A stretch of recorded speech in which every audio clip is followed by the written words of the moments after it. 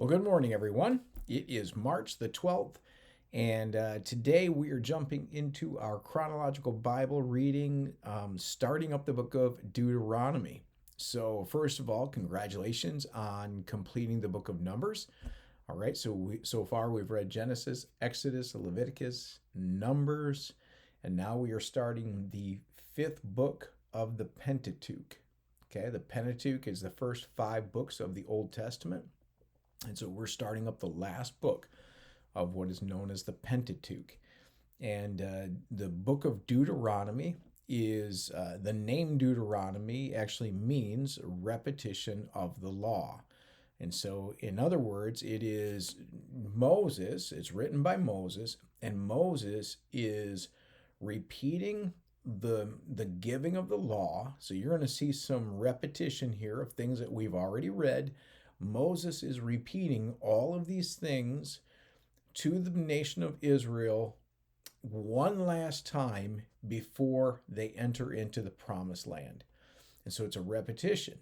He's reinforcing these things that God has told them so that when they get into the promised land, they don't forget.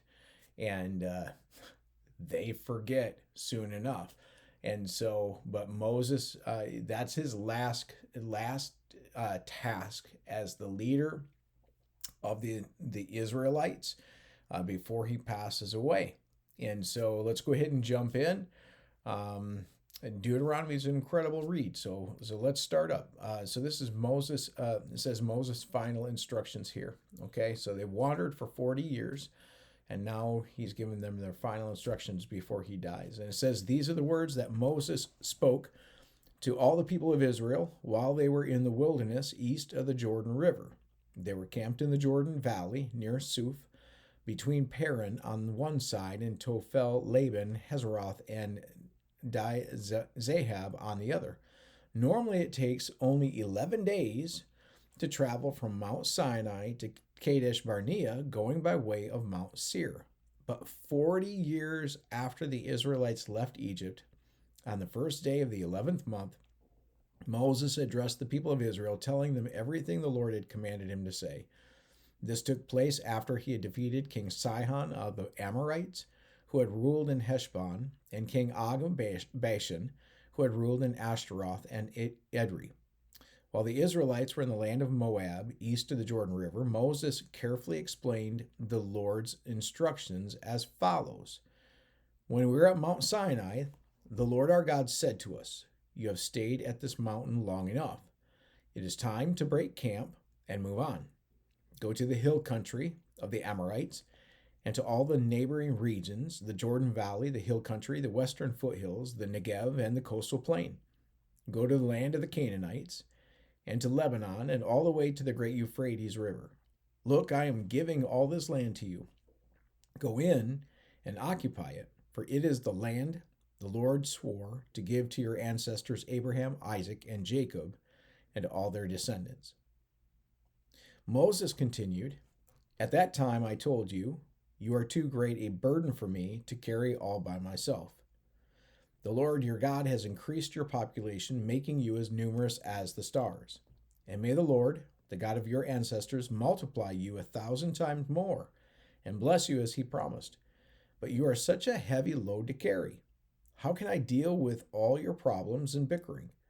Choose some well-respected men from each tribe who are known for their wisdom and understanding, and I will appoint them as leaders.' Then you responded, 'Your plan is a good one.' So I took the wise and respected men you had selected from your tribes and appointed them to serve as judges and officials over you. Some were responsible for 1,000 people, some for 100, and some for 50, and some for 10. And at that time I instructed the judges, 'You must hear the cases of your fellow Israelites and the foreigners living among you. But be perfectly fair in your decisions and impartial in your judgments. Hear the cases of those who are poor as well as those who are rich. Don't be afraid of anyone's anger, for the decision you make is God's decision. Bring me any cases that are too difficult for you, and I will handle them.' At that time I gave you instructions about everything you were to do. And then, just as the Lord our God commanded us, we left Mount Sinai and traveled through the great and terrifying wilderness, as you yourselves remember, and headed toward the hill country of the Amorites. When we arrived at Kadesh Barnea, I said to you, you have now reached the hill country of the Amorites that the Lord our God is giving us. Look, he has placed the land in front of you. Go and occupy it as the Lord, the God of your ancestors, has promised you. Don't be afraid. Don't be discouraged. But you all came to me and said, first, let's send out scouts to explore the land for us. They will advise us on the best route to take and which towns we should enter. This seemed like a good idea to me, so I chose 12 scouts, one from each of your tribes. They headed for the hill country and came to the valley of Escol and explored it. They picked some of its fruit and brought it back to us, and they reported the land the Lord our God has given us is indeed a good land. But you rebelled against the command of the Lord your God and refused to go in. You complained in your tents and said the Lord must hate us. That's why he has brought us here from Egypt, to hand us over to the Amorites to be slaughtered. Where can we go? Our brothers have demoralized us with their report. They tell us the people of the land are taller and more powerful than we are, and their towns are large with walls rising high into the sky. We even saw giants there, the descendants of Anak. But I said to you, don't be shocked or afraid of them. The Lord your God is going ahead of you. He will fight for you, just as you saw him do in Egypt. And you saw how the Lord your God cared for you all along the way as you traveled through the wilderness, just as a father cares for his children. Now he has brought you to this place. But even after all he did, you refused to trust the Lord your God, who goes before you looking for the best places to camp, guiding you with a pillar of fire by night and a pillar of cloud by day. And when the Lord heard your complaining, he became very angry. So he solemnly swore, not one of you will, from this wicked generation, will live to see the good land I swore to give your ancestors, except Caleb, the son of Jephunneh. He will see this land because he has followed the Lord completely. I will give to him and his descendants some of the very land he explored during his scouting mission. And the Lord was also angry with me because of you. He said to me, Moses, not even you will enter the promised land. Instead, your assistant, Joshua the son of Nun, will lead the people into the land. Encourage him, for he will lead Israel as they take possession of it. I will give the land to your little ones, your innocent children. You were afraid they would be captured, but they will be the ones who occupy it. And as for you, turn around now and go on back through the wilderness toward the Red Sea. And then you confessed, we have sinned against the Lord. We will go into the land and fight for it, as the Lord our God has commanded us. So your men strapped on their weapons, thinking it would be easy to attack the hill country. But the Lord told me to tell you, do not attack, for I am not with you. If you go ahead on your own, you will be crushed by your enemies. And this is what I told you, but you would not listen. Instead, you again rebelled against the Lord's command and arrogantly went into the hill country to fight. But the Amorites who lived there came out against you like a swarm of bees. They chased and battered you all the way from Seir to Hormah.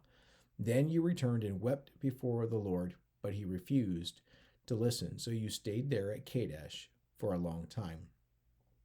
Deuteronomy 2. Then we turned around and headed back across the wilderness toward the Red Sea, just as the Lord had instructed me, and we wandered around in the region of Mount Seir for a long time. Then at last the Lord said to me, you have been wandering around in this hill country long enough. Turn to the north. Give these orders to the people. You will pass through the country belonging to your relatives, the Edomites, the descendants of Esau who live in Seir. The Edomites will feel threatened, so be careful. Do not bother them, for I have given them all the hill country around Mount Seir as their property, and I will not give you even 1 square foot of their land. If you need food to eat or water to drink, pay them for it. For the Lord your God has blessed you in everything you have done. He has watched your every step through this great wilderness. During these 40 years, the Lord your God has been with you, and you have lacked nothing. So we bypassed the territory of our relatives, the descendants of Esau, who lived in Seir. We avoided the road through the Arabah Valley that comes up from Eleth and Ezion Geber. Then, as we turned north along the desert route through Moab, the Lord warned us, do not bother the Moabites, the descendants of Lot, or start a war with them. I have given them Ar as their property, and I will not give you any of their land. A race of giants called the Emites had once lived in the area of Ar. They were as strong and numerous and tall as the Anakites, another race of giants. But the Emites and the Anakites are also known as the Rephites, though the Moabites call them Emites.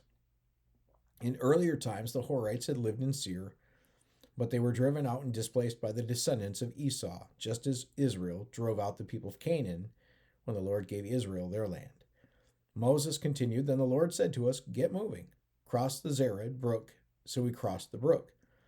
38 years passed from the time we first left Kadesh Barnea until we finally crossed the Zered brook. By then, all the men old enough to fight in the battle had died in the wilderness, as the Lord had vowed would happen. The Lord struck them down until they had all been eliminated from the community. When all the men of fighting age had died, the Lord said to me, today you will cross the border of Moab at Ar and enter the land of the Ammonites, the descendants of Lot. But do not bother them or start a war with them. I have given the land of Ammon to them as their property, and I will not give you any of their land. That area was once considered the land of the Rephites who had lived there, though the Ammonites called them Zamzummites.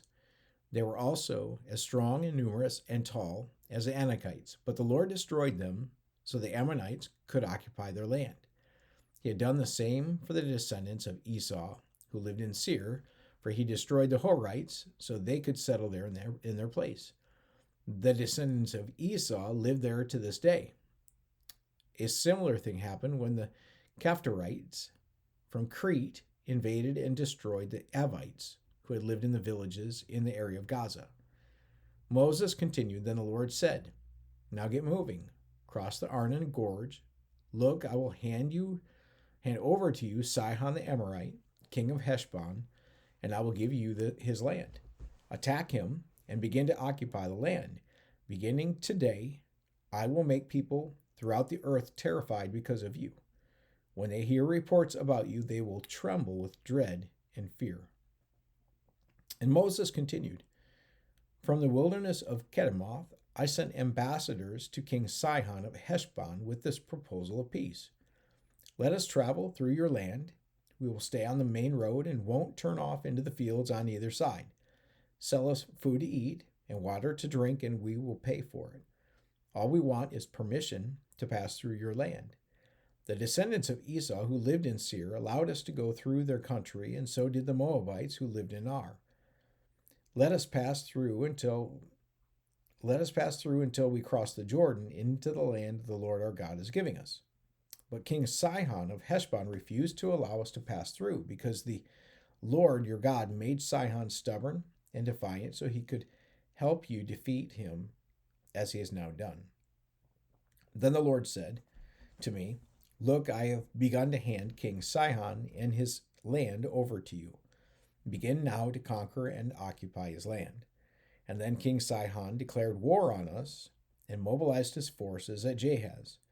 But the Lord our God handed him over to us, and we crushed him, his sons, and all his people.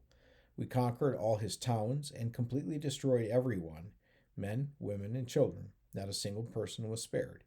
We took all the livestock as plunder for ourselves, along with anything of value from the towns we ransacked. The Lord our God also helped us conquer Aroer on the edge of the Arnon Gorge, and the town in the gorge, and the whole area as far as Gilead. No town had walls too strong for us. However, we avoided the land of the Ammonites, all along the Jabbok River, and the towns in the hill country, all the places the Lord our God had commanded us to leave alone. Next, we turned and headed for the land of Bashan, where King Og and his entire army attacked us at Edrei. But the Lord told me, "Do not be afraid of him, for I have given you victory over Og and his entire army, and I will give you all his land. Treat him just as you treated King Sihon of the Amorites, who ruled in Heshbon." So the Lord our God handed King Og and all his people over to us, and we killed them all. Not a single person survived. We conquered all 60 of his towns, the entire Argob region in his kingdom of Bashan. Not a single town escaped our conquest. These towns were all fortified with high walls and barred gates. We also took many unwalled villages at the same time. We completely destroyed the kingdom of Bashan, just as we had destroyed King Sihon of Heshbon. We decided all the people in every town we conquered, men, women, and children alike. We destroyed, but we kept all the livestock for ourselves and took plunder from all the towns. So we took the land of the 2 Amorite kings east of the Jordan River, all the way from the Arnon Gorge to Mount Hermon. Mount Hermon is called Sirion by the Sidonians, and the Amorites called it Senir. We had now conquered all the cities on the plateau and all Gilead and Bashan, as far as the towns of Salecah and Edrei, which were part of the Og's kingdom in Bashan. King Og of Bashan was the last survivor of the giant Rephites. His bed was made of iron and was more than 13 feet long and 6 feet wide. It can still be seen in the Ammonite city of Rabbah. When we took possession of this land, I gave to the tribes of Reuben and Gad the territory beyond Aroer, along the Arnon Gorge, plus half of the hill country of Gilead with its towns. Then I gave the rest of Gilead and all of Bashan, Og's former kingdom, to the half-tribe of Manasseh. This entire Argob region of Bashan used to be known as the land of the Rephites. Jair, a leader from the tribe of Manasseh, conquered the whole Argob region in Bashan all the way to the border of the Gershurites and Maccathites. Jair renamed this region after himself, calling it the towns of Jair, as it is still known today. I gave Gilead to the clan of Machir, but I also gave part of Gilead to the tribes of Reuben and Gad. The area I gave them extended from the middle of the Arnon Gorge in the south to the Jabbok River on the Ammonite frontier. They also received the Jordan Valley, all the way from the Sea of Galilee down to the Dead Sea, with the Jordan River serving as the western boundary. To the east were the slopes of Pisgah. At that time, I gave this command to the tribes that would live east of the Jordan. Although the Lord your God has given you this land as your property, all your fighting men must cross the Jordan ahead of your Israelite relatives, armed and ready to assist. Your wives, children, and numerous livestock, however, may stay behind in the towns I have given you.